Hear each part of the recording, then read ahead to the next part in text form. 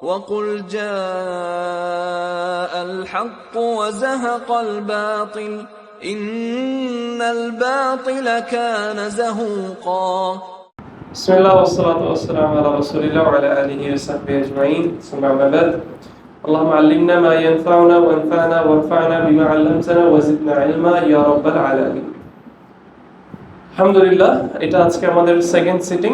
আমরা পড়ছিলাম ইমাম নাওয়ীর 40 হাদিস। আমরা লাস্ট ক্লাসে কত নম্বর হাদিস পর্যন্ত শেষ করেছিলাম? 3 নম্বর হাদিসে আমরা ইসলামের 5টা পিলার নিয়ে কথা বলছিলাম, তাই না? যে বুনিয়াল ইসলামু আলা খামসিন, মানে ইসলাম ইজ বিল্ট আপন 5 পিলার্স, তাই না? সেখানের মধ্যে আমি সালার গুরুত্ব নিয়ে কথা বলছিলাম, অতটুকুই আমি শেষ করেছি। সো আজকে ওখানে একটু কিছু কমেন্ট করে ইনশাআল্লাহ আমি নেক্সট হাদিসে মুভ করব। মনে রাখতে হবে এই হাদিসটার মধ্যে আমাদেরকে একজন মুসলিম হিসাবে এই হাদিসের সিকোয়েন্সটা, মানে নাম্বারিংটা, যে প্রথমে শাহাদার কথা বলেছে, তারপর সালার কথা বলেছে, এটা কিন্তু আমাদেরকে এই পিলারস গুলোর গুরুত্বগুলো বোঝাচ্ছে। ঠিক আছে? সো প্রথমেই শাহাদা, আল্লাহর ব্যাপারে আমাদের জানতে হবে, আমাদের এই তাওহীদের ব্যাপারে আমাদের জানতে হবে। রাসূলুল্লাহ সাল্লাল্লাহু আলাইহি ওয়াসাল্লাম যে আমাদের নবী, সেই বিষয়ে আমাদের যা যা জানা দরকার, ওনার থেকে আমরা যা শিখেছি, যা রাসূলুল্লাহ সাল্লাল্লাহু আলাইহি ওয়াসাল্লাম থেকে ন্যারেট হয়েছে, সেগুলোর উপর আমাদের আমল করা, সেগুলোকে কবুল করা, সেগুলোকে মেনে নেওয়া, এগুলো সব এগুলোর মধ্যে ইনক্লুডেড, তাই না? তারপর সালার কথা বলেছি। আচ্ছা, এবার দুটো জিনিস নিয়ে কথা বলতে, একটা হচ্ছে যে যাকাত এবং হজ, তাই না? দুঃখের বিষয়টা হচ্ছে এটা যে আমরা আজকে মুসলিম, আমরা লা ইলাহা ইল্লাল্লাহ পাঠ করছি, নিজেদেরকে মুসলিম দাবি করছি, কিন্তু আসলে সালার বিষয়ে উদাসীন, অন্যগুলো তার উপরে আসছে। বাট তারপরেও এরকম অনেকে আছে যারা সালার বিষয়ে হতে পারে খুব স্ট্রিক্ট, অথবা সালাটা তারা টাইমলি পড়ছে, কিন্তু তারা খেয়ালও রাখছে না যে তাদের কি আসলে যাকাত এসে আছে নাকি না। এমন অনেক মুসলিমরা আছে যারা ব্যবসা করছে, কিন্তু তারা এখন এটা জানে না যে ব্যবসার স্টকের উপর যে যাকাত দিতে হবে। এমন অনেক মানুষ আছে চাষ করতেছে, কিন্তু সে এটাও জানে না যে তার সবজির উপর যে চাষটা করতেছে এটার উপর তার যাকাত আসছে। সুবহানাল্লাহ। কাপড়ের ব্যবসা করছে, অনেক ধরনের মানুষ ব্যবসা করছে, বইয়ের ব্যবসা করছে, অনেক আছে হালাল বিজনেস করছে, মধুর ব্যবসা করতেছে, তাই না? স্টক আছে লক্ষ লক্ষ টাকার, অথবা যত টাকারই হোক, কিন্তু সে জানে না যে তার ব্যবসার উপর যে যাকাত আসছে, এই কনসেপ্টটাই সে বুঝে না। অনেকের ধারণা শুধু যাকাত শুধু ওই যে স্বর্ণের উপর, শুধু আমার বইয়ের স্বর্ণের উপর যাকাত আছে, তাই না? তাহলে এই বিষয়গুলো তো আমাদের জানতে হবে, এই বিষয়গুলো আমাদের বুঝতে হবে। সেম আসছে হজের জন্য। হজের বিষয়টা এখন কি হয়ে গিয়েছে? এটা একটা কালচারাল জিনিস হয়ে গেছে। মানুষ এখন হজ করাটা এটা কেমন হয়ে গেছে যে আমি যেহেতু মুসলিম, আমার জীবনে একবার হজ করতে হবে, বাট এটা অনেকটা সমাজ দেখানো হয়ে গেছে, তাই না? যে এটা সমাজ দেখানোর জন্য, কালচারাল এটা না করলে মানুষ কি বলবে, বুড়া হয়ে গেছে হজ করে না। এই জন্য মানুষ হজটা বুড়া বয়সের জন্য রেখে দেয়। তার কাছে যথেষ্ট টাকা আছে, তার উপর হজ ফরজ হয়ে গিয়েছে, সে হজ না করে অন্য সবকিছু করতেছে। এরকম যুক্তি দেখাবে যে আমার মেয়েটার বিয়ে দিয়ে নেই তারপর আমি হজ করবো, আমার ছেলেটার চাকরি হয়ে নেই তারপর আমি হজ করবো, ছেলেটার বিয়ে দিয়ে নেই তারপর আমি হজ করবো। এমনও কিছু মানুষ আছে তারা বলে আগে দিনদার হয়ে নেই, হ্যাঁ, যখন পর্দা শুরু করবো, নামাজ পড়া শুরু করবো, তারপর গিয়ে হজ করবো। সুবহানাল্লাহ। অ্যাজ ইফ এগুলো আমাদেরকে অপশন দেওয়া হয়েছে যে সমস্যা নেই, আপনার ইচ্ছা, পর্দা চাইলে করতে পারেন, নামাজ চাইলে পড়তে পারেন, কোনো সমস্যা নেই, তারপর যদি চান হজ করবেন, তাই না? এবং এই জিনিসটা নিয়ে মানুষ এত বেশি উদাসীন এবং এত বেশি রিলাক্টেন্ট যে এমন আছে যারা হজ করতে চলেও গিয়েছে, জীবনের এত কষ্টের টাকা, জমানো টাকা দিয়ে তারা, যে প্রথমত এই যে টাকার বিষয়টা, অনেকে এটাও জানে না যে হজ করতে হয় হালাল টাকা দিয়ে। এমন অনেক মানুষ আছে মানুষের হক মেরে তার নিজের কোনো টাকাই নেই, সব মানুষেরই টাকা, কিন্তু সে প্রত্যেক বছর হজ করতেছে, নামের আগে হাজি লাগাচ্ছে, তাই না? খুব প্রাউডলি বলে আমি এই পক্ষ থেকে গিয়েছি, ওই কাফেলা থেকে গিয়েছি, অমুক ইয়ে থেকে আমি গিয়েছি। ইট ডাজন্ট ম্যাটার, আল্লাহ সুবহানাহু ওয়া তাআলার কাছে এগুলো একটাও কবুল হবে না। হজ করতে হবে হালাল টাকা দিয়ে। আপনি মানুষের হক মেরে আপনি হাজি সেজে বসে থাকলেন, এটার কোনো ভ্যালু নেই, এটার কোনো বেনিফিট নেই। So this is very important. আরেকটা বিষয়, অনেকে আছে হজের জন্য এমন কিছু শর্ত নিজে নিজে মন গড়া বানায় নেয়, যেটা আসলে হজের শর্তের মধ্যে পড়ে না, এবং তারা এই মন গড়া শর্তগুলো নিয়ে এমন বাড়াবাড়ির দিকে চলে যায় যে আল্লাহ আমাদের সবাইকে এটা থেকে প্রোটেক্ট করুক, যে তারা ইসলামের এই 5টা স্তম্ভের মধ্যে হজের বিষয়টাকে একদম অস্বীকার করার মতো অবস্থায় পৌঁছা যাচ্ছে অনেকে, অথবা একদম মানুষ বলছে করতে হবে না, একদম কইরো না, যেমন এরকম একটা শর্ত নতুন করে দেখলাম, কিছু মানুষ এটা নিয়ে একটু কথা বলছে কি, যে যেই দেশে হজ হচ্ছে সেই দেশের রাষ্ট্রপ্রধানদের যদি, মানে সেই দেশের যারা রাষ্ট্রপ্রধান যারা আছে অথবা রাষ্ট্রীয়ভাবে তাদের যদি কোনো সমস্যা থাকে, তারা যদি কোনো গুনায় লিপ্ত থাকে, তাহলে আমি আর হজ করতে পারবো না, আমার টাকা দিয়ে তাহলে আমি আর হজ করবো। এটা খুব আজীব একটা কথা। ফুকাহাদের মধ্যে আমরা এরকম কথা কখনো কোথাও শুনতে পাই না যে হজ করার মধ্যে একটা শর্ত হচ্ছে যেই মানে ওই হজ করার দেশের যে মানুষরা হোস্ট করছে তাদের মধ্যে যদি কোনো দোষ ত্রুটি থাকে তাহলে আমি আর হজ করতে যেতে পারবো না। এগুলো করে আসলে আমরা বাড়াবাড়ি করছি। আমরা আমাদের ইসলামের যে পিলার্স গুলো এটা নিয়ে আমরা খেল তামাশা করছি। এই দিন মনে রাখবেন, এটা আবেগের কোনো দিন না। এই দিন হচ্ছে বেসড অন কোরআন এন্ড সুন্নাহ। যেই শর্ত রাসূলুল্লাহ সাল্লাল্লাহু আলাইহি ওয়াসাল্লাম বসাননি সেই শর্ত আপনারা আমি কেন বসাচ্ছি? অথবা এই শর্তটা যে আমি বসাচ্ছি কোন আলেমের ধারা এটা backed up. You have to bring the scholars. আপনি কিবারুল উলামাদেরকে আনেন যারা এই ফতোয়া দিয়েছে যে এই কারণে এখন আর হজ করতে যাওয়া যাবে না। আপনি নিজের নীতি বানিয়ে তারপর আপনি মানুষদের মাথা নষ্ট করছেন, আরেকজন মানুষ আপনার এই কথাটা দ্বারা বিভ্রান্ত হচ্ছে। মনে রাখবেন কিয়ামতের ময়দানে এগুলোর জন্য কিন্তু জবাব দিতে হবে। প্রত্যেকটা কথার জন্য কিন্তু আমাদের জবাব দিতে হবে। আমরা এমন কোনো কথা অথবা নীতি যদি বানিয়ে নিই যেটার কারণে মানুষ যার মনে করেন হজ ফরজ হয়েছে, সে আপনার এই কথাটা শুনে সে আর কালকে এখন হজ করতেছে না, আপনাকে কিন্তু কিয়ামতের ময়দানে এটার জন্য জবাব দিতে হবে। আপনার যদি কোনো কারণে একদম একান্ত মনে হয় যে না পার্সোনালি আমার জন্য এটা কোনোভাবেই ঠিক না, আমি করবো না, এটা আপনার ব্যক্তিগত সিদ্ধান্ত, এটা আপনি আপনার কাছে আপনার এটা নিয়ে আপনি জবাব দিবেন। কিন্তু আপনার এই মন্তব্যটা অথবা এই দৃষ্টিভঙ্গিটা আপনি মানুষের সাথে শেয়ার করে তাদের যদি কোনো বিভ্রান্তিকর কোনো সিদ্ধান্ত হয়, এটার জবাব কিন্তু আপনার দিতে হবে। অতএব আমরা যদি এই বিষয়গুলোতে লক্ষ্য করি, মনে রাখবেন এই বিষয়গুলো। হজ ইসলামের অনেক ইম্পর্টেন্ট একটা পিলার, এবং যার সামর্থ্য আছে তার করতে হবে। সব মন ভরা কিছু শর্ত বসায় তারপর আমি হজ থেকে নিজেকে বঞ্চিত করছি, অন্যদেরকে বঞ্চিত করছি, হজে যাচ্ছি না, সুবহানাল্লাহ। এসব আবেগ দিয়ে কিন্তু আমাদের দিন চলে না। দিন হচ্ছে কোরআন সুন্নাহর উপর ভিতরে। কেউ যদি কোরআন সুন্নাহ থেকে কোনো কিছু আনে, গ্রহণযোগ্য আলেম ওলামারা সালাফদের বুঝ অনুযায়ী সেটা আমাদেরকে বুঝায়, ইনশাআল্লাহ বিদিন আমরা সেটা কবুল করব। কিন্তু জাস্ট নতুন কিছু দুই দিন পড়া, কয়েকদিন দিন পড়েছি, হ্যাঁ, আমরা যদি এসে যেমন এই যে আমরা যে কথা, আমি যেমন যে আপনাদের সামনে যে কথাগুলো বলছি, আমি এটা অনেক আগে একবার কথাটা বলেছি, আমার কোনো কথা আমার নিজের কথা না, ইনশাআল্লাহ বিদিন। আমি চেষ্টা করি মানে নিজের কথা না বলতে। একটা তোমরা কেন আপনি নিজের উদাহরণ দেন না, মানে বুঝেন আমি কি মিন করছি। মানে আমি আপনাদেরকে মানে ফ্যাকচুয়াল যে কথাগুলো বলছি অথবা যে ইন্টারপ্রিটেশন করছি, সব স্কলারসদের কথা জাস্ট আমি আপনাদের সামনে তুলে ধরছি। এবং বেশিরভাগ সময় দেখবেন আমি আমার কথার মধ্যে শেখ আব্দুর রাজ্জাক আল বাদারকে কোট করছি, বিকজ মানে আমি ওনাকে আপনারা বুঝতেছেন যেহেতু আই এম ভেরি মাচ ওনার দিকে আমি খুব পছন্দ করি, ওনাকে খুবই ভালোবাসি আল্লাহর জন্য, ওনার ধারায় আমি অনেক বেশি প্রভাবিত।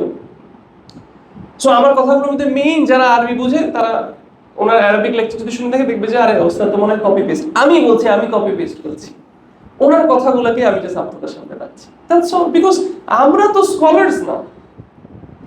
তো সেখানে আমাদের মতো মানুষরা যদি আজকে এসে নতুন নতুন কিছু আইডিয়াস, নতুন নতুন কিছু নোবেল জিনিস আপনাদের সামনে রেখে ইসলামের একটা বড় স্তম্ভ, ইসলামের একটা পিলারের একটা কনসেপ্ট আমি আপনাদের সামনে নতুন ভাবে রাখলাম, রেখে একটা ডিফারেন্ট মুভমেন্ট শুরু করলাম, নো দিস ইজ রং। আমাদের আল্লাহকে ভয় করতে হবে। স্কলারসরা বলছেন ওয়ারা মানে হচ্ছে কি ফরেস্ট গাড়িটা না, পাইটি রাইটিয়াসনেস, ওয়ারা হচ্ছে একজন আলেমের জন্য ওয়ারা হচ্ছে সময় মতো কথা বলা, এবং একজন জাহেলের জন্য ওয়ারা মানে ফরেস্ট গাড়ি হচ্ছে চুপ থাকা। তাহলে মনে রাখেন সবসময় কিন্তু কথা বলা ফরেস্ট গাড়ি। অনেক সময় আমরা মনে করি একটা ঠাস করে আনসার দিয়ে দিলাম, একটা জিনিস একটা কথা বলে ফেললাম, এটাই আমার ফরেস্ট গাড়ি, এটাই আমার রাইটিয়াসনেস, না এটা আমার ওয়ারা না। আপনি যদি সেই বিষয়ে জাহেল হয়ে থাকেন, আপনার যদি ইলম না থাকে সেই বিষয়ে, আপনার কথা বলাটা ওয়ারা না, কথা বলাটা হচ্ছে পাগলামি, চুপ থাকাটা হচ্ছে ফরেস্ট গাড়ি। বুঝতে হবে আমাদের বিষয়। তাহলে আল্লাহ সুবহানাহু ওয়া তাআলা যাতে এই জিনিসগুলো আমাদেরকে বোঝার তৌফিক দান করেন। আমরা তাহলে নেক্সট হাদিসে মুভ অন করি। না বিসমিল্লাহির রহমানির রহিম, আলহামদুলিল্লাহি রাব্বিল আলামিন ওয়া সলাতু ওয়াসসালামু আলা রাসূলিল্লাহ, আল্লাহুম্মা ইগফির লানা ওয়া লিউস্তাদিনা।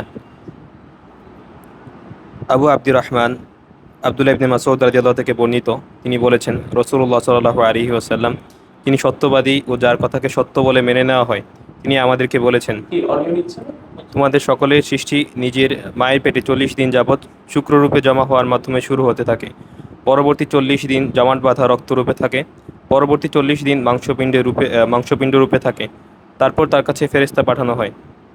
অতঃপর সে তার মধ্যে রূহ প্রবেশ করায় এবং তাকে 4টি বিষয় লিখে দেওয়ার জন্য হুকুম দেওয়া হয়: তার রুজি, বয়স, কাজ এবং সে কি সৌভাগ্যবান না দুর্ভাগ্যবান। অতএব আল্লাহর কসম, যিনি ছাড়া আর কোনো সত্য ইলাহ নেই, তোমাদের মধ্যে একজন জান্নাতবাসীর মতো কাজ করে, এমনকি তার ও জান্নাতের মধ্যে মাত্র এক হাত ব্যবধান থাকে। এই অবস্থায় তার লিখন তার উপর প্রভাব বিস্তার করে বলে সে জাহান্নামবাসীর মতো কাজ শুরু করে এবং তার ফলে তাতে প্রবেশ করে, এবং তোমাদের মধ্যে অপর এক ব্যক্তি জাহান্নামীদের মতো কাজ শুরু করে দেয়, এমনকি তার ও জাহান্নামের মধ্যে মাত্র এক হাত ব্যবধান থাকে। এই অবস্থায় তার লিখন তার উপর প্রভাব বিস্তার করে বলে সে জান্নাতবাসীদের মতো কাজ শুরু করে আর সে তাতে প্রবেশ করে। না তাই না। সবার সামনে তো বইটা আছে না? আছে?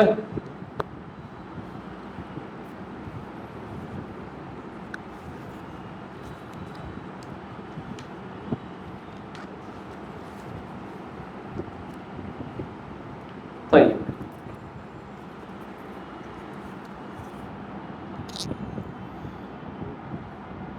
4 নম্বর হাদিস, তাই না? ভেরি ইম্পর্টেন্ট হাদিস। এই হাদিসটা যদি একজন মানুষ বুঝতে পারে, তার জীবনটা কিন্তু অনেক সিম্পল হয়ে যাবে। জীবনের অনেক দুশ্চিন্তা কিন্তু চলে যাবে যদি ভালোভাবে বুঝি। দেখেন, আমরা একটু একটু করে বুঝি বিষয়টা।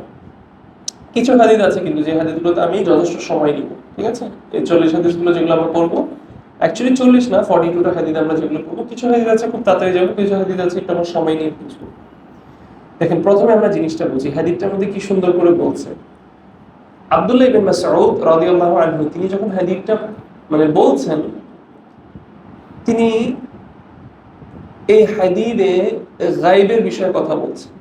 তিনি এমন জিনিসের কথা বলছেন যেটা আমরা চোখে দেখি, যে এটা চোখে দেখছি, আমরা এই জিনিসটা চোখে দেখছি, এটা চোখে দেখছি, আমাকে আপনারা চোখে দেখছেন, তাই না? তিনি এমন একটা জিনিস নিয়ে কথা বলছেন যেটা আমরা চোখে দেখি না। শুধু তাই না, এই যুগে এসে আমরা এই বিষয়টা নিয়ে কথা বললেও জিনিসটা আমাদের চোখে দেখার মতোই, কারণ টেকনোলজি এখন এত অ্যাডভান্স হয়ে গেছে, মেডিকেল সায়েন্স এত দূরে চলে গেছে যে আমরা কেউ না কেউ, একটা বাচ্চা মায়ের পেটে যখন আসে, কতটুকু একদম ছোট, এতটুকু হয়, আস্তে আস্তে আস্তে আস্তে এরকম বড় হয়, আস্তে আস্তে বড় হতে হতে এতটুকু একটা মানুষ হয়ে যায়, তাই না? এটা আমরা কেউ না কেউ দেখেছি। সায়েন্সের স্টুডেন্টস আমরা বইয়ে পড়েছি, ইউটিউবে আমরা ভিডিওস দেখেছি, বাচ্চা কাচ্চাদের বিভিন্ন ভিডিওসে আমরা এই জিনিসগুলো দেখেছি। মোরলেস এখন আমরা সবাই মেডিকেল সায়েন্স এটা আমরা দেখে ফেলছি, যার কারণে এই মুহূর্তে আমাদের হাদিসটা শুনে আমাদের মনে হয়, ও দিস ইজ সো অ্যামেজিং, তাই না? সায়েন্সে যেটা বলছে, আমাদের কাছে একটা হাদিস আছে অলরেডি। কিন্তু একটাবার ভেবে দেখেন বিষয়টা, রাসূলুল্লাহ সাল্লাল্লাহু আলাইহি ওয়াসাল্লাম, এটা একটা সাইন যে তিনি সত্যিকারের প্রফেট। রাসূলুল্লাহ সাল্লাল্লাহু আলাইহি ওয়াসাল্লাম যিনি পড়তে পারতেন না, লিখতে পারতেন না, মেডিকেল সায়েন্সের এগুলো কিছুই ছিল না, তখন কোনো টেকনোলজি ছিল না। রাসূলুল্লাহ সাল্লাল্লাহু আলাইহি ওয়াসাল্লাম এডুকেটেড ছিলেন না, দুনিয়াবি দিক দিয়ে চিন্তা করলে উনি এডুকেটেড ছিলেন না, তাই না? তিনি পড়তে লিখতে পারতেন না। তাহলে আরব দেশের এরকম একজন মানুষ, তিনি কিভাবে একজন মার পেটের এসব সাটেল, একদম গভীর এই জ্ঞানগুলো উনি কিভাবে জানেন? এটা মিরাকেল। উনি জানেন বিকজ উনি আল্লাহর প্রফেট, এবং আল্লাহ সুবহানাহু ওয়া তাআলা আমাদের সৃষ্টিকর্তা। আল্লাহ সুবহানাহু ওয়া তাআলা সব জানেন, আল্লাহ সুবহানাহু ওয়া তাআলা ওনাকে জানিয়েছেন, সেই জন্য উনি এটা বলেছেন। বুঝেন বিষয়টা? এবং আব্দুল্লাহ ইবনে মাসউদ রাদিয়াল্লাহু আনহু তিনি যখন এই হাদিসটা বলছেন, তিনি প্রথমে শুরুতেই কি বললেন, যে উনি শুধু এটা বললেন যে রাসূলুল্লাহ সাল্লাল্লাহু আলাইহি ওয়াসাল্লাম বলেছেন এটা এটা এটা এটা। ইনস্টেড উনি বলছেন দ্য মেসেঞ্জার অফ আল্লাহ সাল্লাল্লাহু আলাইহি ওয়াসাল্লাম, তিনি বলছেন হাদাসানা রাসূলুল্লাহ সাল্লাল্লাহু আলাইহি ওয়াসাল্লাম ওয়া হুয়া সাদিকুল মাসদুক। রাসূলুল্লাহ সাল্লাল্লাহু আলাইহি ওয়াসাল্লাম, এবং তিনি হচ্ছেন সত্যবাদী এবং যাকে বিলিভ করা হয়, তাই না? ট্রান্সলেশনে কি বলছে বাংলায়? যিনি সত্যবাদী ও যার কথাকে সত্য, তিনি সত্যবাদী এবং যার কথাকে সত্য বলে মানা হয়, as-সাদিকুল মাসদুক, তাই না? সুবহানাল্লাহ।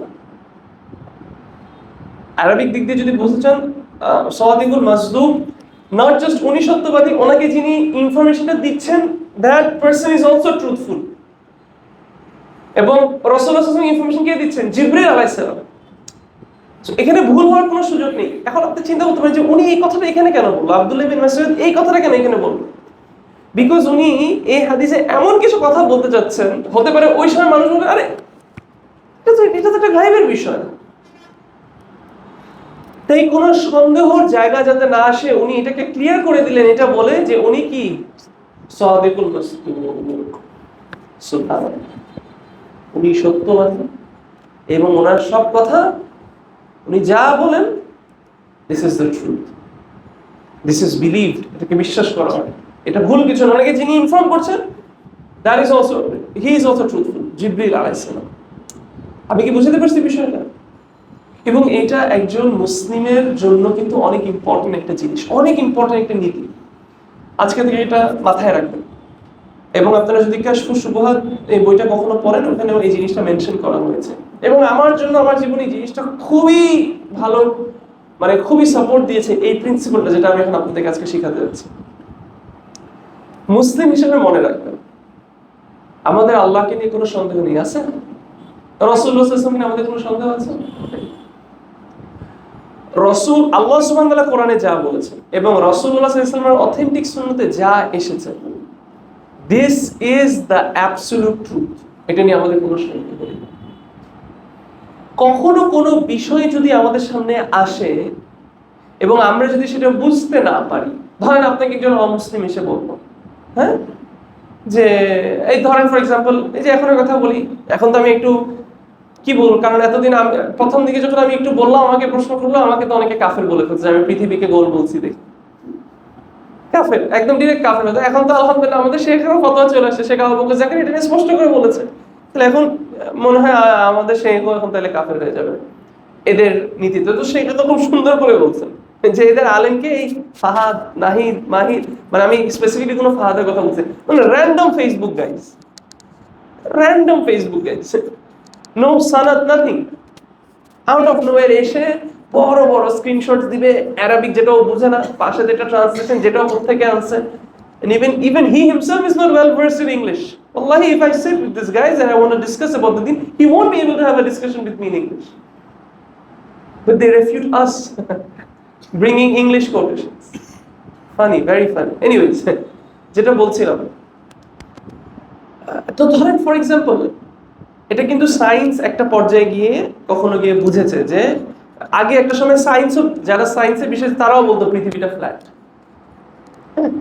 আচ্ছা, এখন ধরেন ওই সময় কেউ যদি এই যে কোরআনের আয়াত ইবনে তাইমিয়া সময় থেকে ইজমা কোট করছেন, তিনি যে আহলে সুন্নাহ ওয়াল জামাত স্কলারদের ইজমা যে পৃথিবীটা গোল, তাই না?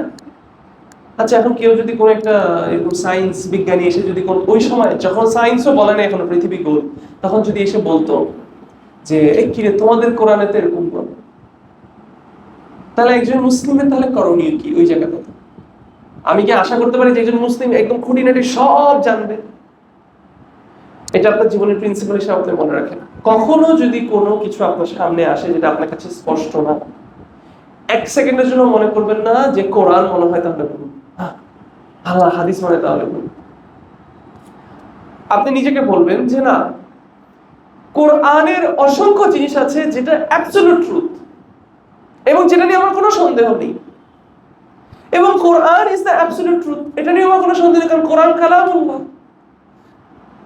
তাহলে কোরআনের মধ্যে যদি এমন কোনো কিছু থাকে যেটা আমি বুঝছি না, এটা আমার অক্ষমতা এই মুহূর্তে, এর মানে এই না যে কোরআন ভুল।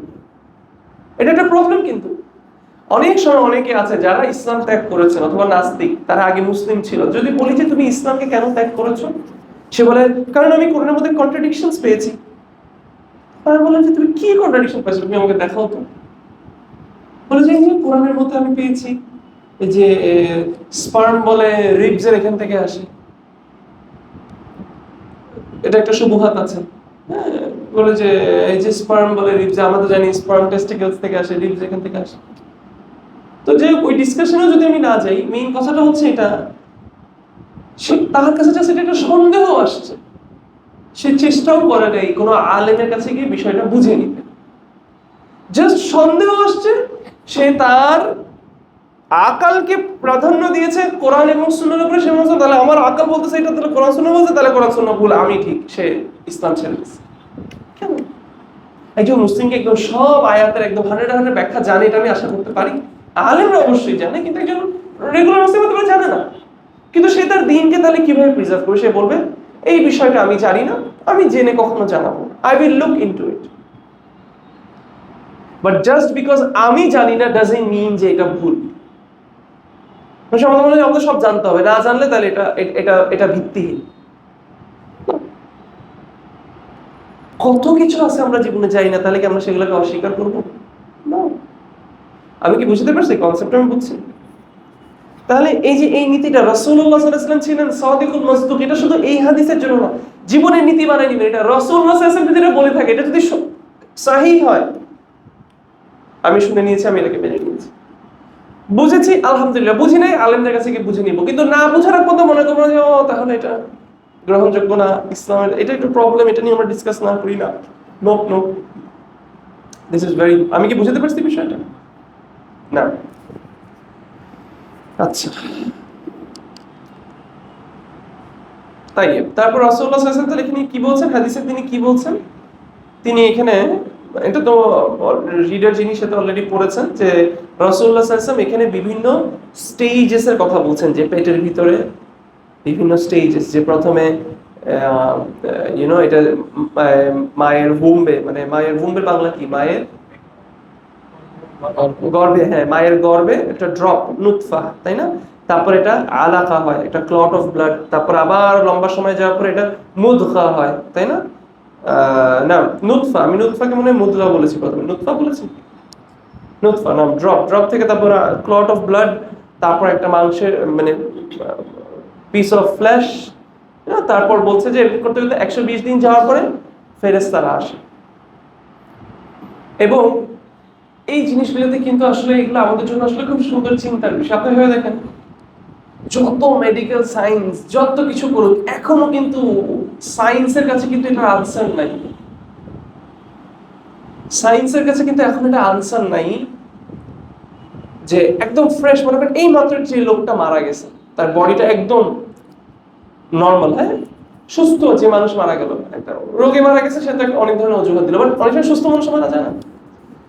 একটা সুস্থ মানুষ এই মুহূর্তে মারা গেল, সাথে সাথে ওর মধ্যে আর বেঁচে থাকা একটা মানুষের মধ্যে পার্থক্য, সায়েন্স কিন্তু এটার উত্তর কি দিবে? এটা কি জিনিস যেটা ওর শরীর থেকে চলে যাওয়ার কারণে ওর হার্ট পাম্প করা বন্ধ করে দিছে? আমি কি বুঝতে পারছি বিষয়টা? অথবা মাংস, এটা মাংসের দলা ছোট থেকে খুব বড় হলো, তারপর হঠাৎ করে এটা কি আসলো যে এটা জানা, মানে এটা হার্ট বিট হওয়া শুরু হইলো? আমি কি বুঝতে পারছি বিষয়টা? এটা কিন্তু সায়েন্সের কোনো আনসার নাই, মেডিকেল সায়েন্সের কোনো আনসার নাই। একবার আমি একটা এরকম আনসার শুনেছিলাম যে তারা বলছেন যে এটা একটা এনার্জি। যত কিছু আপনি বলেন না কেন, রুর বিষয়ে মেডিকেল সায়েন্সের কাছে কোনো আনসার নেই। হোয়াট ইজ দ্যাট থিং, যেটা একটা জিনিস আপনি মানে জান, এই জানের বিষয়টা, রুর বিষয়টা, বিজ্ঞানের কাছে কোনো আনসার নেই। কিন্তু আমাদের দিনে এটার উত্তর আছে। 120 দিন পাস হওয়ার পরে কি হয়? ফেরেশতারা এসে রূহ ব্লো করে। সুবহানাল্লাহ, তাই না? This is amazing. তাহলে রাসূলুল্লাহ সাল্লাল্লাহু আলাইহি ওয়াসাল্লাম প্রথম পয়েন্ট তাহলে হাদিস থেকে, রাসূলুল্লাহ সাল্লাল্লাহু আলাইহি ওয়াসাল্লাম মায়ের পেটে একটা মানুষের এই ক্রিয়েশনের ফরমেশনের ডিফারেন্ট স্টেজেস তিনি মেনশন করেছেন এই হাদিসের মধ্যে। 2 নম্বর পয়েন্ট, তিনি রাসূলুল্লাহ সাল্লাল্লাহু আলাইহি ওয়াসাল্লাম এই হাদিস থেকে আমরা যেটা শিখছি যে 120 দিন পরে সেই মাংস, মানে সেই পিস অফ ফ্লেশের মধ্যে কি রূহটাকে ব্লো করা হয়, তাই না? তাহলে তখন থেকে আমরা সেটাকে কি হিসাবে গণ্য করব? একজন মানুষ হিসাবে গণ্য করব। তার মানে 120 দিন পরে বাচ্চা, ডেড বডি, ডেড বেবিজ হয় না? তাহলে আমরা কি জানাজা পড়বো নাকি পড়বো না? স্কলারসরা বলছেন যদি 120 দিন পার হয় আমরা এটাকে একটা মানুষ হিসেবে ধরব, আর এটার জন্য জানাজা হবে, যে আহকামগুলো আছে সেগুলো হবে। ঠিক আছে, বুঝাতে পেরেছি বিষয়টা? না, তাই না।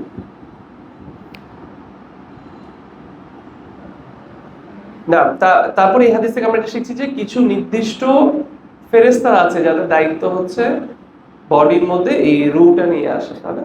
তাই না? আল্লাহ সুবহানাহু ওয়া তাআলার হুকুমে বরের মধ্যে এই রূপগুলোকে নিয়ে আসে। এই হাদিসে আমাদেরকে আল ঈমানু বিল গায়ব মানে ঈমান মানে গায়বের বিষয়ে ঈমান আনা হচ্ছে আমরা। এই হাদিসে যে কতগুলো বলা আছে এগুলো কি গায়বের বিষয়? এগুলো তো আমরা জানি না, কিন্তু আমরা এগুলোর উপর ঈমান আনি, তাই না? আচ্ছা, আরো এই হাদিসের মধ্যে কি বলা হচ্ছে? এই হাদিসের মধ্যে মানে কাদারের উপর ঈমান, কাদারের বিষয় আমাদেরকে বলা হচ্ছে। কিভাবে দেখেন, রাসূলুল্লাহ সাল্লাল্লাহু আলাইহি ওয়াসাল্লাম হাদিসে কি বলছেন যে ফেরেশতারা এসে তার মধ্যে রূহ ব্লো করেন এবং চারটা জিনিস, তাই না? কি কি লেখা হয়? তার রিজক লেখা হয়, সে কতদিন বেঁচে থাকবে এটা লেখা হয়, তার কর্ম লেখা হয় এবং সে কি সুখী নাকি অসুখী হবে, মানে কি সে কি জান্নাতি নাকি জাহান্নামী, এটা লিখে ফেলা হয়। সুবহানাল্লাহ, একজন মুসলিমের তাহলে চিন্তা করেন, মানুষ জান দিয়ে দিচ্ছে না ভাই? ফিল করতেছে আমার কষ্ট। মানুষ জান দিয়ে দিচ্ছে, তাই না?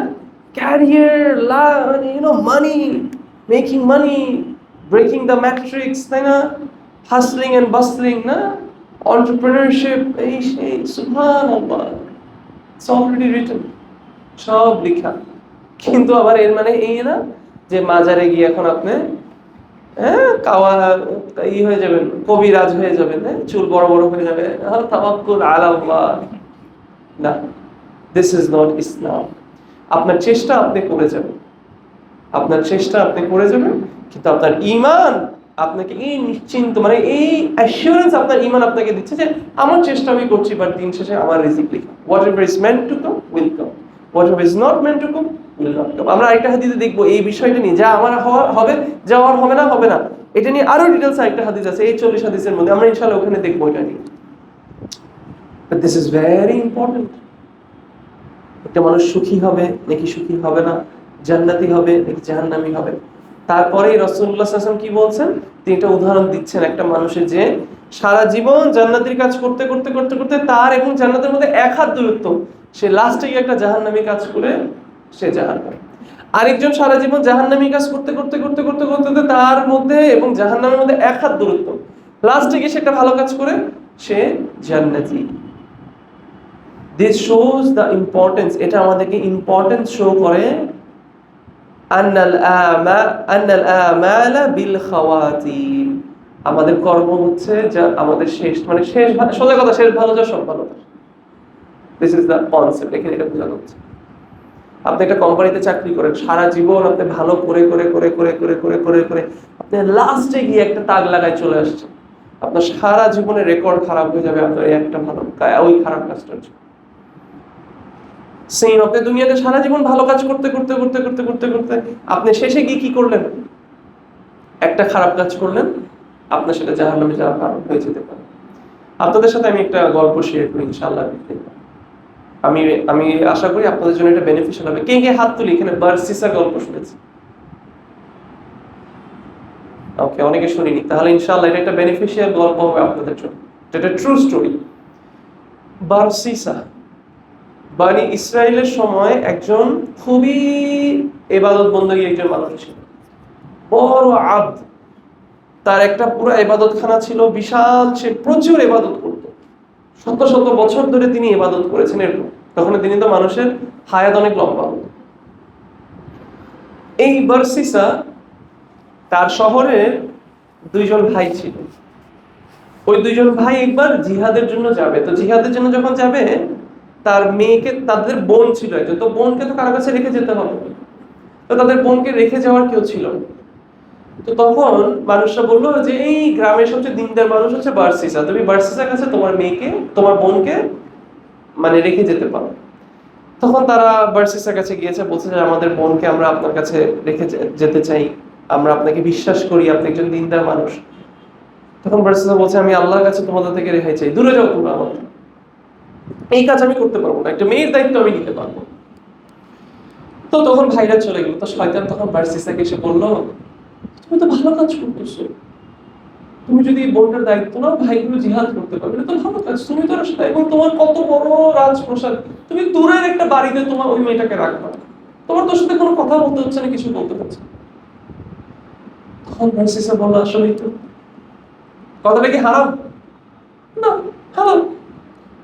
তখন ভার্সেসা দুই ভাইকে ডাকলো, ডেকে বললো যে ঠিক আছে আমি তোমাদের বোনকে রাখবো, কিন্তু ও কিন্তু ওই বাড়িতে থাকবে, দূরের বাসায় থাকবে, আমার বাসায় কিন্তু আমি রাখবো।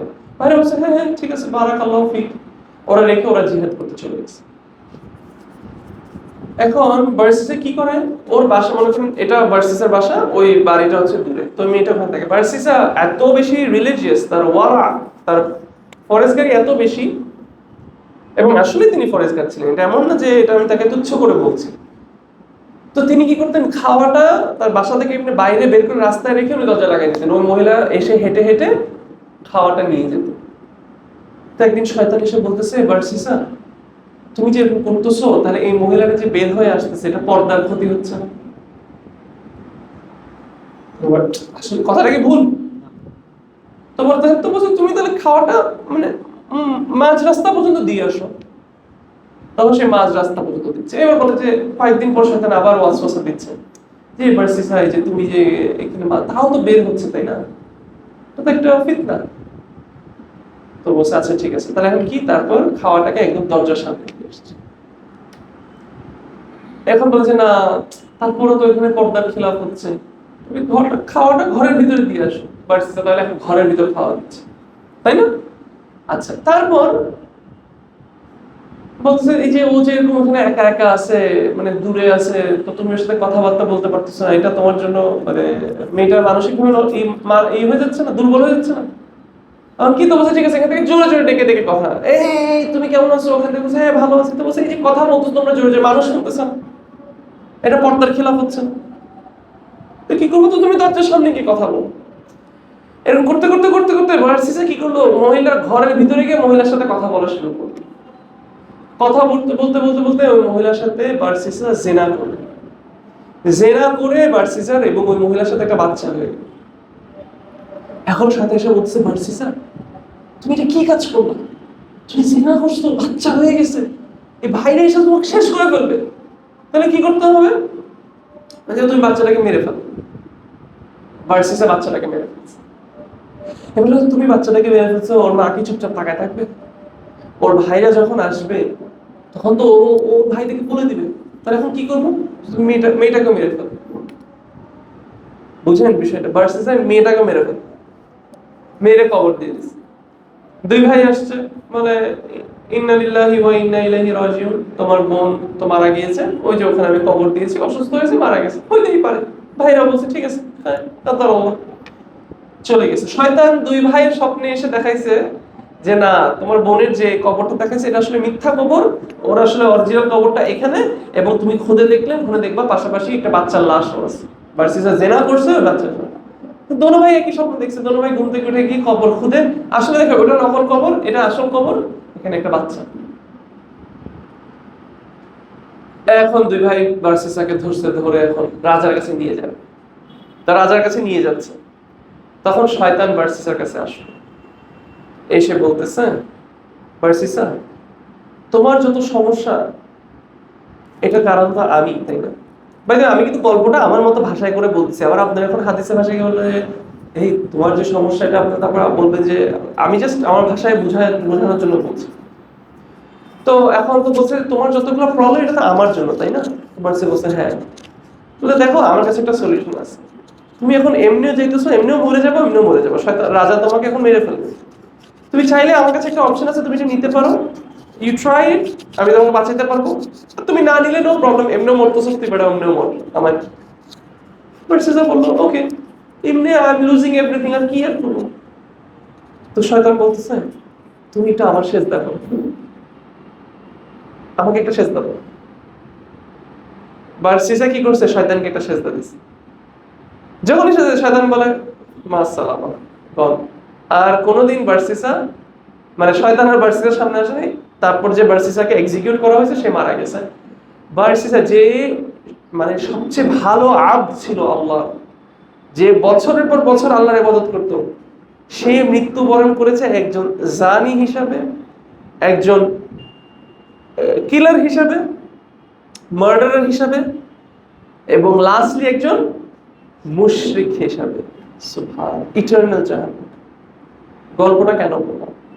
অনেক সময় আমরা দিন পালন করতে করতে, মাথায় টুপি পড়তে পড়তে, জুব্বা পড়তে পড়তে, দাড়ি লম্বা হইতে হইতে, কোমরের চারিদিকে পেঁচাইতে পেঁচাইতে আমরা মনে করে ফেলি আমরা এমন ওয়ারায় পৌঁছায় গেছি, আমাদের দিন এমন জায়গায় চলে গেছে, bro I am the one, জান্নাত ইজ মাইন। হ্যাঁ, গ্যারান্টিড জান্নাত। But this is not the reality. রাসূলুল্লাহ সাল্লাল্লাহু আলাইহি ওয়াসাল্লাম হাদিসে কি বলছেন? সারা জীবন জান্নাতের কাজ করতে করতে লাস্টে গিয়ে একটা জাহান্নামের কাজ করে। It's very serious. এই জন্য শেখ মোহসিন আল আব্বাদ হাফিজাহুল্লাহ তিনি কি বলছেন? আন্নাল আমানা বিল খাওয়াতিম। যত আমল করছেন, ডিসাইডিং ফ্যাক্টর আপনার লাস্টের বিষয়। এটা হচ্ছে ট্রেনের মাথার মতো। ট্রেন পুরো চলে আসতেছে, মনে করেন চট্টগ্রাম থেকে ট্রেনটা আসতেছে আসতেছে আসতেছে, পুরো সব বগি নিয়ে ঢাকার ভিতরে ঢুকতে গিয়ে একদম লাস্ট মাথায় এসে একটু করে ঘুরে এদিকে রংপুরের দিকে চলে গেছে, শেষ। সবগুলো বগি নিয়ে কোথায় চলে যাবে? আপনার জীবনের শেষ আমলটা ঠিক আপনার ট্রেনের বগির ওই মাথাটার মতো। সবগুলো আমল পিছনের বগিগুলো, ট্রেনের যে ইঞ্জিনের মাথাটা পুরো সময় ঠিক রাস্তা ঠিক রাস্তা ঠিক রাস্তা। এবং আপনারা কখনো আমি দেখছেন নাকি জানি না, ট্রেনের রাস্তাগুলো কিন্তু এরকম এরকম একটা রাস্তা থাকে, এরকম একটা রাস্তা থাকে, একটা এরকম একটা ইয়ের মতো থাকে, একটু এরকম দিলেই জাস্ট একটু ঘুরে যায়, একটু ঘোরা আপনাকে নিয়ে যাবে রাজশাহী। এমনই আমাদের জীবনের আমলের বিষয়। সারা জীবন জান্নাত জান্নাত জান্নাত জান্নাত, লাস্টে গিয়ে আপনার একটা অহংকার চলে আসে, একটা কিছু করে ঘন। This also shows একজন ভুল করছে, পাপে আছে, তাকে তুচ্ছ করেন না। You never know. হইতে পারে ওই ট্রেন চট্টগ্রাম থেকে শুরুই করছে রাজশাহীর রাস্তায়, সবাই গালি দিচ্ছে ওই ট্রেন আলোরে, কি বেটা কই নিতে চুক্তি আমাদের, কই নিতে করতে করতে করতে লাস্টে গিয়ে বলছে আচ্ছা ঠিক আছে ভাই আমি চেষ্টা করছি ঠিক করে ঠিক করে, লাস্টে গিয়ে ঠিক রাস্তায় ঢুকে ঢাকায় ঢুকে গেছে। আমাদের আমল। আমি কি বুঝতে পারছি বিষয়টা? একজন মুসলিম সব সময়, শেখ মোহসিন আল আব্বাদ হাফিজাহুল্লাহ তিনি বলছেন যে একজন মুসলিম সব সময় নিজেকে মেনটেইন করবে ভয় এবং আশার মধ্যে। ঠিক ওই ট্রেনের মতোই চিন্তা করুন। ট্রেনের রাস্তাটাকে আপনার সোজা রাখার জন্য, আপনার গন্তব্যে আপনার পৌঁছানোর জন্য ট্রেনে কিন্তু অনেক কিছু মেনটেইন করতে হয়। ইঞ্জিনের সব মেনটেইন করতে হয়, ব্যালেন্সটাও মেনটেইন করতে হয়। ডানে থেকে বামে হলে উল্টায় যাবে কিন্তু, তাই না? বেশি কাইত নিলে কিন্তু ট্রেন উল্টায় ঘুরে পড়ে যাবে, তাই না? তাহলে এই ব্যালেন্সিংটা তাহলে কিভাবে করে? গতিকে মেনটেইন করে এবং রাস্তা ঠিক রাখে, তাই না? এভাবেই চিন্তা করেন আপনার জীবনের যাত্রা। আপনার এই যাত্রার দুইটা মেইন জিনিস যেটা আপনার যাত্রাটাকে সোজা রাখবে, সমান রাখবে, সেটা কি? ভয় এবং আশা। অথবা এটাকে ইবনে কাইয়িম যেভাবে বলেছে, একটা পাখির মতো চিন্তা করতে পারেন। একটা পাখির যে মেইন বডিটা এটা হচ্ছে ভালোবাসা, এবং তার দুইটা যে পাখা, একটা হচ্ছে ভয়, একটা হচ্ছে আশা। কোন একটা যদি বেশি হয় সে উঠতে পারবে না। আর যদি ভালোবাসাই না থাকে আল্লাহর জন্য দিনে, তাহলে তোর বডিটাই নাই, ও আর কি করবে? মনে রাখতে হবে একজন মুসলিম ভয় এবং আশার মাঝখানে থাকবে। সে সব সময় এই আশায় ইবাদত করবে, আল্লাহ সুবহানাহু ওয়া তাআলা ইনশাআল্লাহ আমার আমলগুলো কবুল করবে, আল্লাহ আমার ইস্তেগফার কবুল করবে, আমাকে ইনশাআল্লাহ আল্লাহ সুবহানাহু ওয়া তাআলা নিশ্চয়ই আমাকে জান্নাত দিবেন, এই আশা সে রাখবে। কিন্তু তার মধ্যে ভয় থাকবে, আল্লাহ আমার আমল যদি নষ্ট হয়ে যায়, আমার আমল যদি কবুল না হয়, আল্লাহর সামনে আমি যদি দাঁড়ায় দেখি যেমন সব আমল বাতিল, আমার অহংকারের জন্য, আমার রিয়ার জন্য। আমাদের মনে রাখতে হবে এই জিনিসটা। আমাদের এখন এই হাদিসটা পড়ে অনেকের এটা মনে হতে পারে, তাহলে ভাই আমার করণীয় কি? তাহলে না যে মানে বেচারার দোষ কি, সারা জীবন জান্নাতে কাজ করে, এটা তো ওর তাকদীরের জন্য। কারণ হাদিসে কিন্তু স্পষ্ট করে বলা হচ্ছে যে দ্য কাদার ওভারটেকস হিম, তার জন্য যেটা লেখা ছিল সেটা হয়। তো মনে হচ্ছে তাহলে বেচারার দোষ কি? ইবনে কাইয়িম রাহিমাহুল্লাহ, ওনার if I am not mistaken, ইবনে কাইয়িমেরই একটা কথা, ইবনে কাইয়িমই হবে ইনশাআল্লাহ আমি যদি ভুল না হয়ে থাকি, তিনি একটা কথা বলেছেন।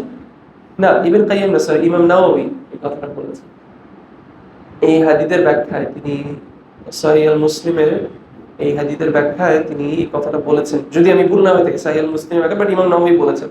এবং এটা শেখ মোহসিন আল আব্বাদ হাফিজাহুল্লাহ এই ব্যাখ্যার যে বড় বড় পয়েন্টগুলো আছে সেখানে তিনি এই কথাটা মেনশন করেছেন যে আল্লাহ সুবহানাহু ওয়া তাআলা is the just, Allah is the most just, তাই না? আল্লাহ কখনো অন্যায় করেন না। এটা অসম্ভব যে একজন বান্দা একান্তভাবে আল্লাহর জন্য কোনো ইবাদত করবে এবং সে দ্বীনকে পালন করবে এবং সে আল্লাহর সন্তুষ্টির জন্য তার জীবনকে পার করে যাবে এবং আল্লাহ সুবহানাহু ওয়া তাআলা তার এই কাজগুলোকে বৃথা যেতে দিবে এবং তাকে জাহান্নামে নিক্ষেপ করবে। তার মানে কি? স্কলারসরা বলছেন একটা হাদিসকে আমাদের বুঝতে হলে অন্য হাদিসের দিকে আমাদের তাকাতে হবে এবং সব হাদিসের ব্যাখ্যা আমাদের একসাথে রাখতে হবে। আরেকটা হাদিস আছে যেখানে রাসূলুল্লাহ সাল্লাল্লাহু আলাইহি ওয়াসাল্লাম হাদিসে আমাদেরকে কি বলছেন, যে মানে সাহাবীদেরকে বলছেন যে একটা লোককে দেখা বলছে ও হচ্ছে জাহান্নামবাসী। তখন একজন সাহাবী বলল, আমি তাহলে ওকে ফলো করবো, আমি ওকে শেষ পর্যন্ত দেখবো কি করে জিহাদের ময়দানে। তখন ওনাকে ফলো করতে দেখে যে সে জিহাদ করতে করতে করতে করতে একটা পর্যায়ে গিয়ে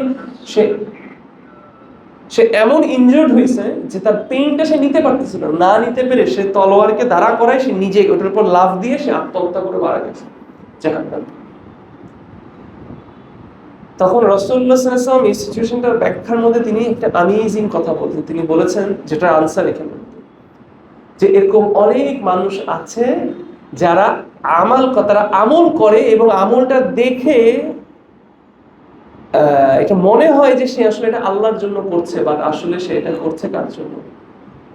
মানুষ দেখানোর জন্য, যার কারণে সে he is from the people of fire, সে জাহান্নামবাসীদের একজন। এরকম এবং অনেক মানুষ আছে যারা কাজ করে দেখে মনে হবে যে দুনিয়ার জন্য করছে, বাট আসলে সে করছে এটা আল্লাহর জন্য এবং সে জান্নাত। তাহলে এটার ব্যাখ্যা তাহলে এখানে কি? মানুষের অন্তরের বিষয়টা কিন্তু আমরা জানি না। বাহ্যিক ভাবে আমার দেখে মনে হচ্ছে আরে এই মানুষটা সারা জীবন তো জান্নাতের কাজ করছে, জান্নাত জান্নাত জান্নাত জান্নাত জান্নাত। আল্লাহ সুবহানাহু ওয়া তাআলা তার অন্তরের বিষয় জানেন। হতে পারে সেটা মানুষ দেখানোর জন্য করেছে, হতে পারে সেটা রিয়ার জন্য করেছে। আমি কি বুঝাতে পারতেছি এখন বিষয়টা? দেখেন, মনে রাখবেন, স্পষ্ট হাদিসে বলা হচ্ছে জাহান্নামের সর্বপ্রথম যে মানুষদেরকে দিয়ে শুরু করা হবে তাদের মধ্যে একজন হচ্ছে আলেম, এবং এই হাদিসে বলা হচ্ছে যে পৃথিবীতে তাকে একজন বড় আলেম হিসেবেই চেনা হয়েছিল। সেই জন্য যার ব্যাপারে কোরআন সুন্নাহ সার্টিফিকেট দেয় না যে তারা জান্নাতি, আমরা তাকে কিন্তু সার্টিফিকেট দিতে পারবো না। আমরা বলতে পারবো ইনশাআল্লাহ, আমরা কিন্তু গ্যারান্টিড বলতে পারবো না, বিকজ উই ডোন্ট নো আসলেই কি এই মানুষটা কি। কারণ অন্তরের বিষয়ে শুধু আল্লাহ জানেন, আর কেউ জানেন না।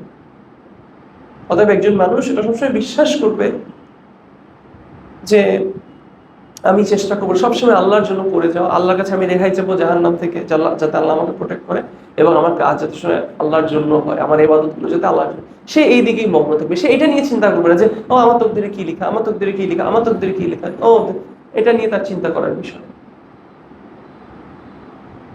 আরেকটা নীতি আমি বললাম না যে কিছু হাদিস আছে অনেক কথা, এই হাদিসটা হচ্ছে এরকম হাদিস যেখানে আমাদের অনেক কথা বলতে হবে। আরেকটা নীতি মনে রাখবেন, এই কাদারের বিষয়। অনেকে চেষ্টা করে কাদারের বিষয় এমন আনসার দিতে হবে অথবা এমন ভাবে জিনিসটা বুঝতে হবে যে একদম ফকফকা, একদম খোলা আকাশে কোনো মেঘ নেই, চাঁদ দেখতে যেরকম স্পষ্ট, কাদারের বিষয়টা একদম এরকম স্পষ্ট বিষয় হইতে হবে, একদম 100% আমার যুক্তির সাথে একদম মিলতেই হবে, বুঝতেই হবে, তাই না? আচ্ছা, বিষয়টা যদি এরকমই হতো তাহলে কেন আলী ইবনে আবি তালিব রাদিয়াল্লাহু আনহু ওনাকে যখন কাদারের কথা বলা হয়েছে তখন উনি কেন বলেছেন আল কাদারু সিররুল্লাহ, কাদার হচ্ছে আল্লাহর সিক্রেট। যেহেতু এটা আল্লাহর সিক্রেট, আমরা এটাকে এক্সপোজ করি, মানে আমরা এটা নিয়ে ঘাটাঘাটি করি, আমরা এটাকে মানে ওপেন করার চেষ্টা করি। আমি একটু উদাহরণ দিয়ে বুঝি। আপনি ধরেন আমার পরিবারে আমার একটা ভেজাল চলছে, আপনি আমার কাছে আসলেন, এসে আমাকে বললেন ওস্তাদ আপনার কি হইলো, আপনার ফ্যামিলিতে কোনো প্রবলেম চলতেছে শুনলাম। আমি যে মুহূর্তে আপনাকে বলে ফেলবো ভাই এটা আমার পার্সোনাল বিষয়, প্লিজ আমার এই কথায় আপনি ইনভলভ হয়েন না। এটার মানে কি? এটার মানে কি এটা যে তাহলে আমি এটা বলার পরেও আপনি তাহলে আমার ফ্যামিলিতে আসলে কি হচ্ছে 100তে 100 বুঝবেন আপনি কি হচ্ছে এটা, নাকি আপনি এখানে থেমে যাবেন? না, এটা ওস্তাদের পার্সোনাল বিষয়, উনি বলছেন এটা পার্সোনাল বিষয়, লেটস নট গেট ইনটু ইট, তাই না? যদি আপনি ঘাটাঘাটি করেন আপনি কি করবেন? আপনি জুলুম করবেন, আপনি ট্রান্সগ্রেস করবেন, আপনি সীমা লঙ্ঘন করবেন। আলী ইবনে আবি তালিব বলছেন আল কাদারু সিররুল্লাহ, কাদার হচ্ছে আল্লাহর সিক্রেট। যতটুকু আমাদেরকে বলা হয়েছে আমরা ততটুকুর উপর ঈমান আনবো, শেষ। এটা নিয়ে আমরা গুতাগুতি করব না। আমি কি বুঝাতে পেরেছি? আল্লাহ সব লিখে রেখেছেন, ইয়েস। যেভাবে লিখে রেখেছেন সেভাবে হচ্ছে, ইয়েস। আল্লাহ আমাদেরকে ফ্রি উইল দিয়েছেন, ইয়েস। আল্লাহ আমাদেরকে জোর করেন, নো। তাহলে আমি যেটা করি এটাকে আমার উইল অনুযায়ী করি, ইয়েস। এটা কি আল্লাহ চান থেকে হয়, ইয়েস। কেন? Don't ask. সবকিছু আনসার আপনার জানতে হবে না। সোজা কথা, আপনি যখন এটা মাথায় বুঝবেন, আল্লাহ সুবহানাহু ওয়া তাআলা ইজ দ্য মোস্ট জাস্ট। আল্লাহ কারোর উপর জুলুম করেন না, আল্লাহ কারোর উপর কোনো কিছু চাপাই দেন না। আল্লাহ যা বলেন সব সত্য। আল্লাহ বলেছেন, আল্লাহ আমাদেরকে ফ্রি উইল দিয়েছেন, আল্লাহ বলেছেন তোমার আমল অনুযায়ী তুমি জান্নাতে যাবা, জাহান্নামে যাবা। মেনে নিয়েছি, ঈমান এনেছি, শেষ, খালাস, মেনে নিয়েছি। আবার আল্লাহ সুবহানাহু ওয়া তাআলা বলেছেন যেভাবে লেখা সেভাবেই হবে, তাহলে আমরা এটাও মেনে নিয়েছি। শেখ মুহসিন আব্বাস হাফিজুল্লাহ তিনি এখানে কথাটা মেনশন করেছেন যে এই বিষয়টা এরকম যে ফ্রি উইলের কনসেপ্টটা এরকম, একটা পক্ষ আছে তারা মনে করে complete free will. Free will মানে তো বুঝেন না? আরেকটা গ্রুপ আছে মনে করে যে কোনো ফ্রি উইল নেই, আমরা পুতুলের মতো, হ্যাঁ, স্ট্রিংস, জাবারিয়ারা। তিনি বলছেন যে না, আমাদের ফ্রি উইলটা কি, আমাদের ফ্রি উইলটা উইথ কন্ডিশন। কিরকম? ধরেন ফর এক্সাম্পল, আমার ইচ্ছা হলো আজকে আমি মাদ্রাসা ক্লাসে এসে 6:30 বাজে দার্স শুরু করব, এটা আমার ইচ্ছা।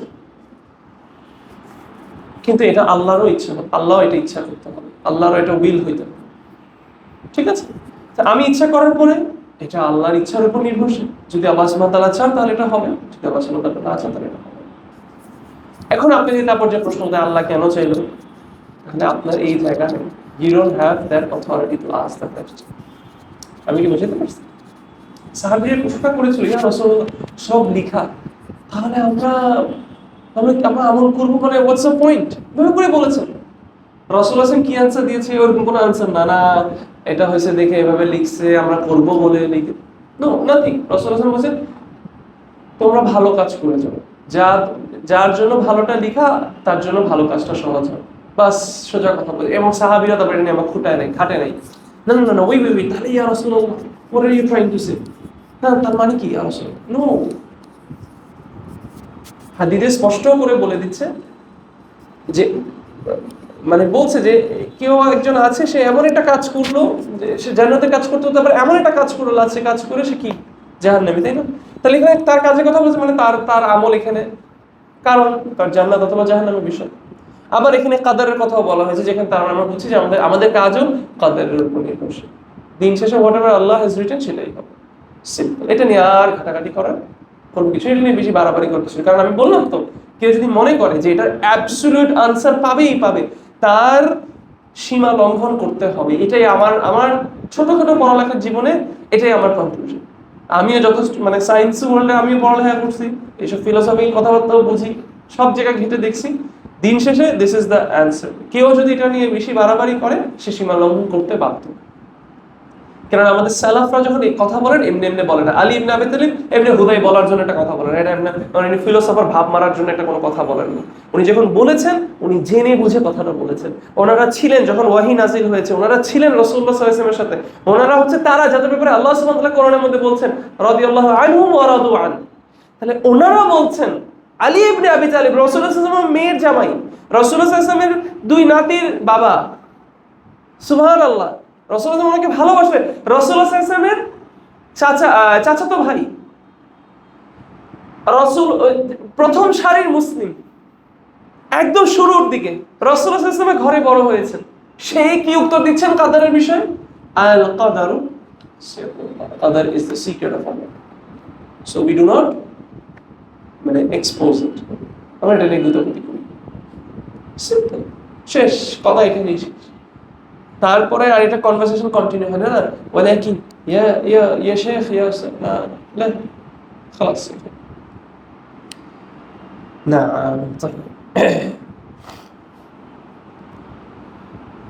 শেখ মুহসিন আল-আব্বাদ হাফিজাহুল্লাহ তিনি 9 নম্বর পয়েন্টে তিনি বলছেন যে আমাদের আমলই হচ্ছে আমাদের সাবাব, আমাদের কারণ জান্নাতে যাওয়ার অথবা জাহান্নামে যাওয়ার। এবং তিনি বলছেন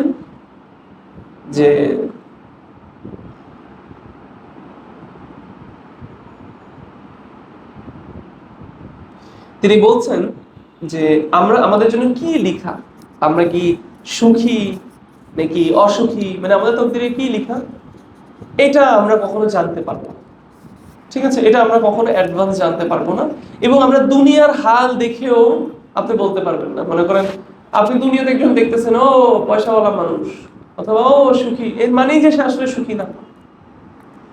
দুনিয়ার হাল দেখে আমরা কখনোই বলতে পারবো না কেউ সুখী। অথবা উনি বলছেন ওয়াকাজা আকসু, মানে এটার অপোজিটটাও সেম। কাউকে দেখে আমাদের মনে হচ্ছে সে অনেক কষ্টে আছে, নট নেসেসারিলি আসলে সে কষ্ট আছে। আমরা জানি না তার জন্য আসলে কি প্রকৃত সুখ অথবা প্রকৃত হতভাগা হচ্ছে সে যে জাহান্নামে তার জীবনটা শেষ। এবং প্রকৃত সুখী হচ্ছে আসলেই সে যে দিন শেষে কি হলো, জান্নাতি হলো। সেদিন আমি একজন শেখের দার্স দেখছিলাম, খুব সুন্দর একটা কথা বলে বলি যে আমরা মনে করি, আমরা বলি যে ও তুমি যদি মুসলিম হও তুমি সুখী হবা, কিন্তু আমরা মুসলিমদেরকে দেখতেছি বোম খেয়ে খেয়ে মরতেছে, তাই না? স্ট্রাগল করছে, কষ্ট করছে, দারিদ্রতা, যুদ্ধ, অপরাধ, মানুষের উপর জুলুম হচ্ছে, কিভাবে আমরা সুখী? তখন তিনি বলছেন যে তিনি বলেন যে আমাদের সুখের ডেফিনেশনটা আসলে আমাদের আগে বদলাতে হবে। তিনি বলছেন যে পৃথিবীর মধ্যে কে কে বলতে পারবেন সবচেয়ে সুখী মানুষকে? কে বলতে পারবে? Who was the most happiest person in this world? রাসূলুল্লাহ সাল্লাল্লাহু আলাইহি ওয়াসাল্লাম। তাহলে রাসূলুল্লাহ সাল্লাল্লাহু আলাইহি ওয়াসাল্লামের জীবনে কোনো কষ্ট ছিল না? উনি ওনার সব ছেলে সন্তান হারিয়েছেন, উনি যুদ্ধ করেছেন, ওনার যুদ্ধের মধ্যে ওনার দাঁত ভেঙে গিয়েছেন, ওনার পরিবার সদস্যরা ওনার বিরুদ্ধে যুদ্ধ করেছেন, তাই না? তাহলে এটা দেখে আমরা বুঝতেছি যে দুনিয়ার হাল আসলে সুখী অথবা অসুখীর মানদণ্ড না। বুঝতেছেন কথাটা? কি বুঝতেছেন সবাই? This is very important. আসল সুখী হচ্ছে সে, তখন তিনি বলছেন, শেখ তিনি এই কথাটা খুব সুন্দর করে বললেন যে প্রকৃত সুখী হচ্ছে সেই মানুষটা যে আল্লাহর আনুগত্যে সুখ খুঁজে পেল। একটা হচ্ছে আল্লাহর ইবাদত করার জন্য করা, আরেকটা হচ্ছে আল্লাহকে ভালোবেসে আল্লাহর আনুগত্য করা, আল্লাহর ইবাদত আল্লাহকে ভালোবেসে করা। দিস ইজ কমপ্লিট, মানে এটার মধ্যে মানে অনেক বড় একটা পার্থক্য আছে। একজন সালাহ পড়া কারণ তার পড়তে হবে সেজন্য সে পড়েছে, আরেকজন সালাহ পড়ছে কারণ সে আল্লাহকে ভালোবাসে, সে আল্লাহর সাথে কথা বলতে চায়। তার সালাহ এবং যে শুধু পড়ার জন্য পড়ছে তার সালাহর মধ্যে আসমান জমিন পার্থক্য।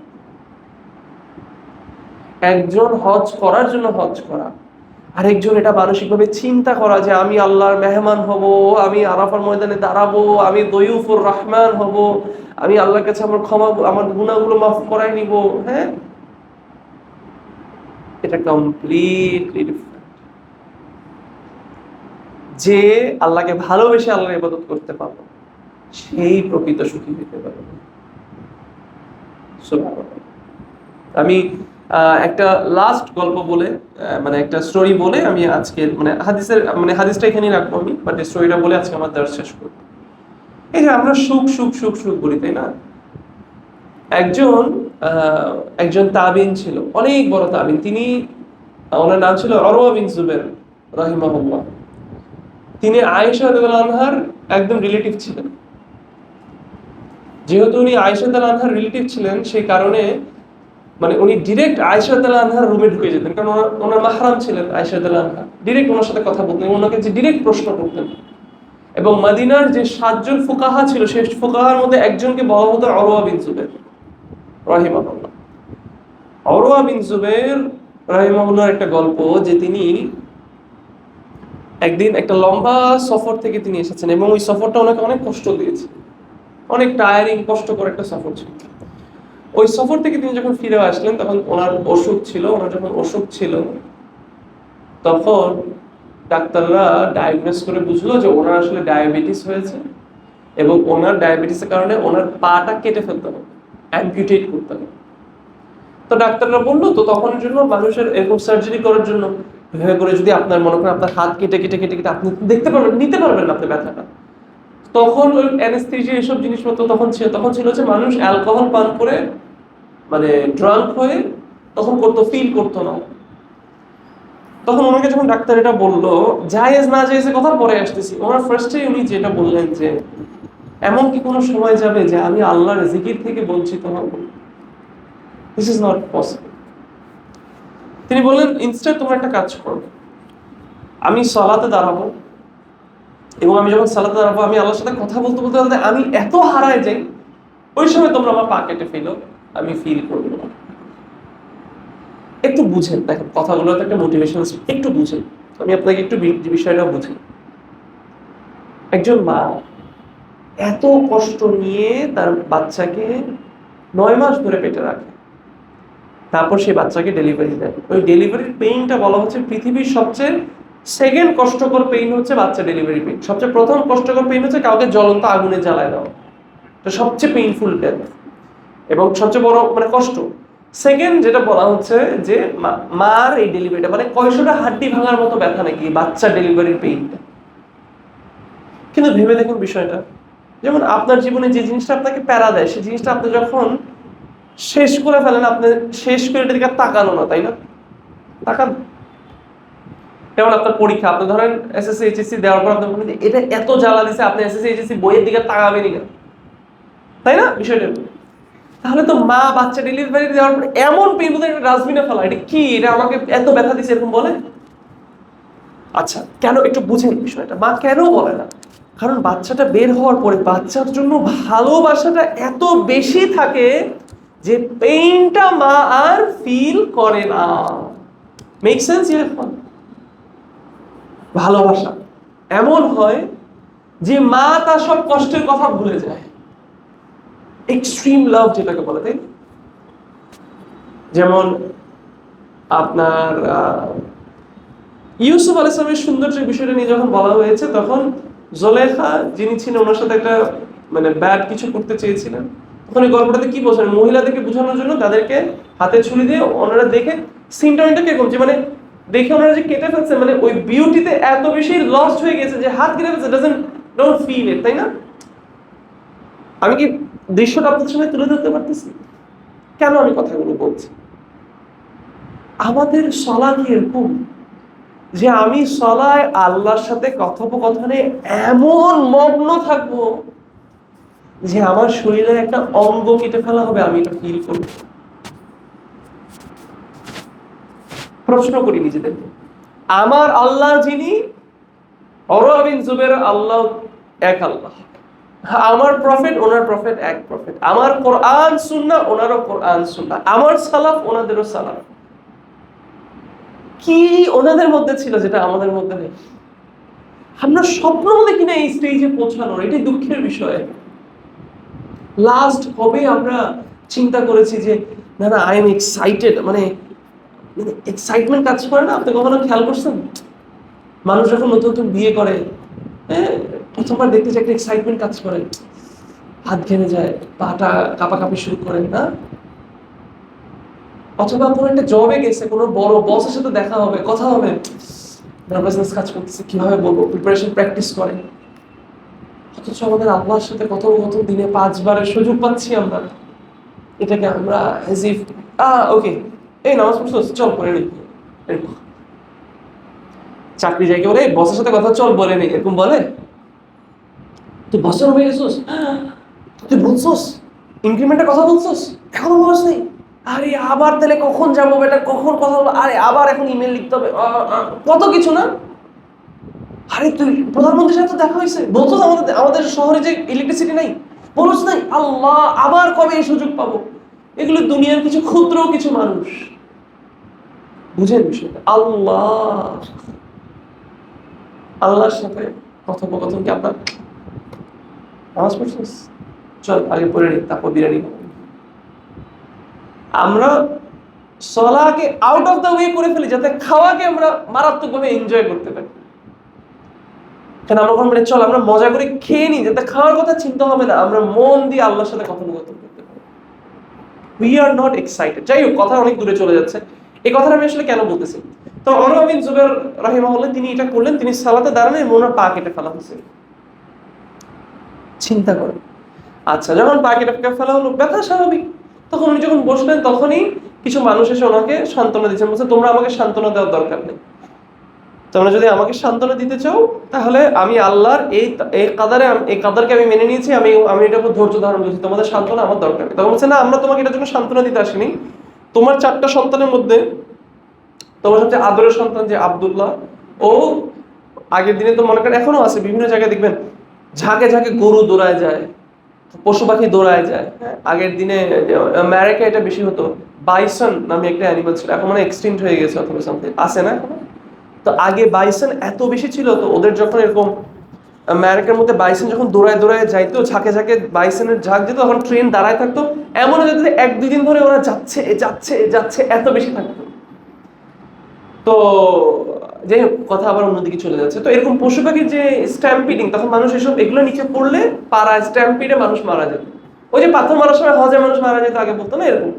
তো ওনার ওই ছেলেটা মারা গেছে, তখন উনি পিছে ফিরে বসলেন। তখন কি বললেন যে দেখেন, সুখের বিষয়টা আমি বলছি। উনি তখন কি বললেন, ইয়া আল্লাহ, তুমি আমাকে 4টা অঙ্গ দিছো, একটা মাত্র দিছো। তুমি আমাকে 2টা হাত 2টা পা দিছো, মাত্র একটা নিছো, আরো 3টা রাখছো। তুমি আমাকে 4টা সন্তান দিছো, মাত্র একটা নিছো, আরো 3টা রাখছো।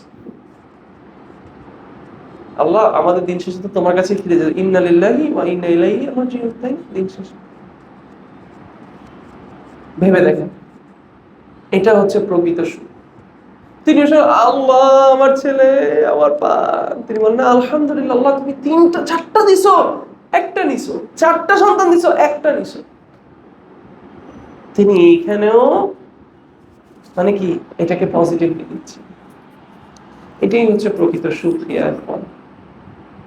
কিন্তু উনি ওই জায়গায় কিভাবে যেতে পারছে? ঠিক আগে সালাতের কথা বললাম, ওনারা আল্লাহর সাথে সেই সম্পর্কটা তৈরি করেছেন যেটাতে ওনারা পৃথিবীতে জান্নাত স্বাদ পেয়ে গেছেন।